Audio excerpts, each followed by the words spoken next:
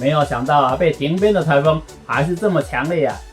二次登陆日本啊，从日本的山形县进去啊，这里登陆的时候时速高达65到85之间啊，而且持续向东北方向前进啊，现在是已经离开日本土地啊，向温带去啊，时速高达122公里啊，所以啊，这个台风系统已经完全解除啊。但是啊，我们从天气图上面可以看见啊，日本的西北方向有一股环流啊，直接将强势吹过来，而且是一种怪风啊。今天早上6点钟、7点的时候，台湾吹起了一阵怪风啊，相信跟这个风也有关系啊。这个风直接一直吹到龟边附近，然后带着 U 型旋转，带上了94W啊，直接上了日本的东北方向，因此这个 U 型系统就把94W 给分成了两半啊，一半是往北走啊，这个往北走的94W啊，渐渐的会吸收这边的能量，但是这边温度也适合它的发展，这个有可能慢慢发成一个台风系统，但是94W 的另外一部分呢，被切开之后，它是往东南方向移动啊，但是从